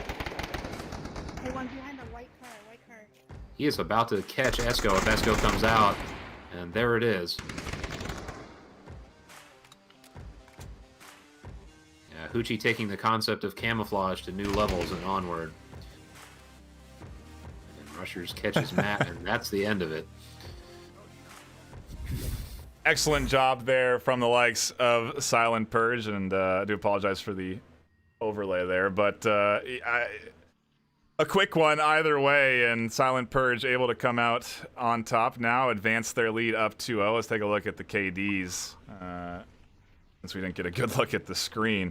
I guess if you were in venues, you could probably still see it pretty clearly on that big screen, but either way, a apology there, and sure that won't happen again. But coming out, 4-2 from Mad Outdoors, 3-3 from Esco, a DC on the likes of Silent Purge, so we're not sure what that kill count's looking like, but it does seem to be pretty spread over on that Silent Purge end as well. Dawn with 3, Rushers with 4. Rushers actually doing quite well, 4-1 with the revive.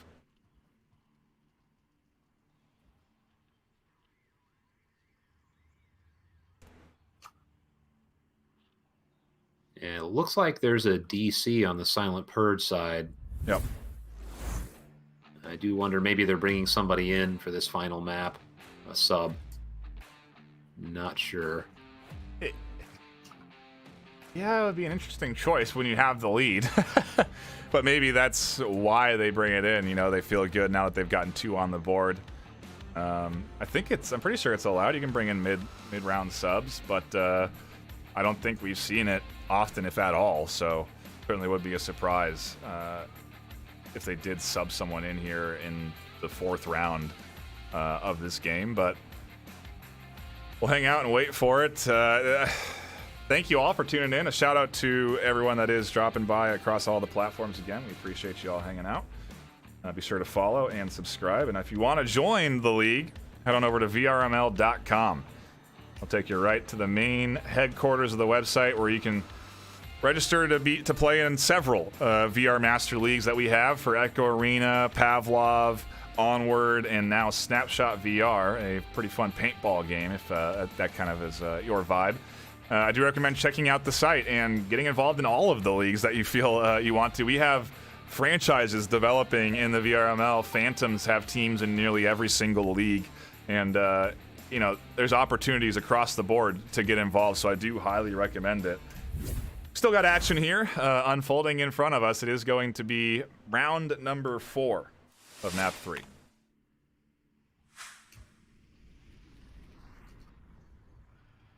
This time it was that. In the first wave, I didn't knew anybody who got it, but right now. It's fucking rife in England at the moment. Wow. Scorpio catches Matt pushing hard on lane 1. Flossie catches Phenoram. We're 15 seconds in, and Dark Matter has already lost 2 people. On objective, to say the least, too. This could be dangerous. If you're Silent Purge, you got to be thinking cap right now. 2 out the gate. You're looking at potentially 2 points up if you can get punched in this code, and that'd be map. Yeah, Esco sort of playing with fire, hanging out behind that fence, although he's moving off of it now. And Scorpio, Silent Purge's fast capper. Oh, gets caught by Esco on that lane. And then Flossie gets the refrag onto Esco.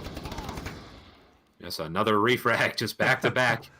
I'm rotating towards that one. Yep. The ladies of Dark Matter left to defend, and we'll see what they can do. 2v3. I think they're set up properly too. This is definitely where they want to be. You want to be around objective when you're the last 2 alive. They got Aqua in the patio and Will over on the that front yard area, and I don't know. It's going to come down to if Dawn can sneak across. The approach is weird for Silent Purge here.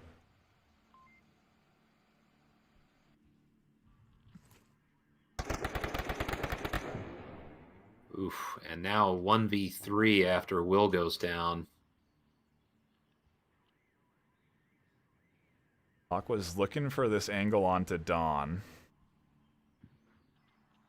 Man, her laser is right above him, but his proning is so low she can't see him. All the movement is enough for rushers to work with. He challenges the corner quickly, finds the kill. Silent Purge go up 3-1, and this is a bit of what I expected. They're riding the momentum off of a good performance on maps 1 and 2. Well, we've also seen this on both maps where Dark Matter goes down by a minimum of 2 points. They just keep coming back. You're absolutely right. You're absolutely right. There's no way we can count this Dark Matter team out at any point because they have proven that they are capable of bouncing back from adversity in nearly every scenario. And we'll see. We'll see if they can pull a Marsoc round out here. It's not going to be easy, although there's certainly. I don't know. I think it's kind of a 50-50 objective in terms of being able to defend or attack. Yeah, I'd say it's a little easier than some of the other objectives just because you have these sandbags that you can cap through. Although what's challenging now is you don't have the smokes. That used to be critical. You put a smoke near the sandbags, block the view from the spawn house in particular, and then get a cap from behind those sandbags. Yeah. So for me, it's how does Dark Matter use their LMGs on this objective? That's going to make the difference for how they get in if they are trying to cap. Oh, if you put a defender up on that top floor and the LMG's out there suppressing him, that's your opportunity. And so it's going to also come down to how the defensive setup is and what that looks like. We'll find out though. We hop into round number 5 of map 3.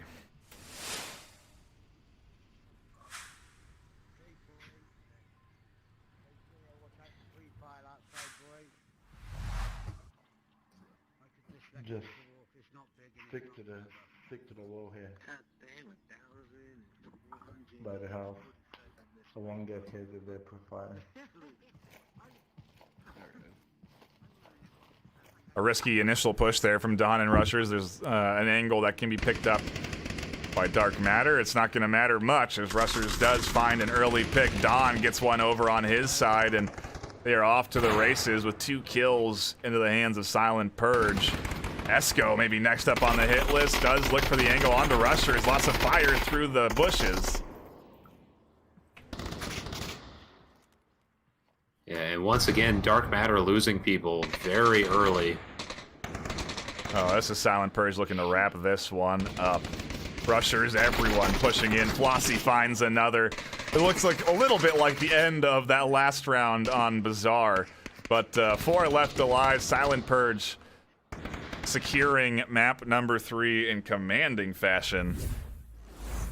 And, they had 5 up, but then they team killed after after the round ended in celebration, I suppose. But yeah, that was, in some ways, that was sort of Silent Purge saying, well, if you're going to play aggressive, we know how to play that too. And really putting it in their faces on defense. That was a brutal round. No kidding. Absolutely a good way for that Silent Purge team to cap what was a good performance from both squads today. You know, Dark Matter nearly securing Bazaar, almost coming back nicely from that 3-0 deficit on Quarantine, nearly tying things up, but then just couldn't ride any momentum after losing that series in Suburbia. And you can't blame them after putting out 2 great rounds like that. It's tough when you've lost the series to then come out and put up a good third. Yep, and both teams were going for it again. Both teams showing serious character, and it just did not go Dark Matter's way, but hats off to both teams. That was a great match to watch. Tons of fun. Very happy that we tuned into it today and that we managed to get it up on the venues, broadcast. Again, a shout out to everyone tuning in. It means a lot. You know, we do it for the community. We do it for you guys, so we appreciate you all dropping by. Obviously, a shout out to our bevy of sponsors that come in to support the league: ProTube VR, VR Cover, B Haptics, Rebuff Reality, Cyber Shoes, Arma, VRware, Asterion. The list continues to grow, and I don't anticipate it shrinking or stopping growing anytime soon. All of those partners come together to offer prizes for our championships when it comes down to it. Top 3 teams competing for what is over $1,500 in cash prizing and $3,500 in material prizes. And again, you're going to want to keep your eyes peeled on that list because I anticipate it to continue to grow, which means more prizes getting added to the pool. Again, a great series for venues. Shout out to everyone tuning in on the venues side. I think that's going to be it for us here on the desk, though. My name is Ben Nightfire with 2 E's, my co-caster Theta with only 1 E. We'll see you all later tonight if you want to tune in to Onward _VRML with more VR Master League action. Don't miss it.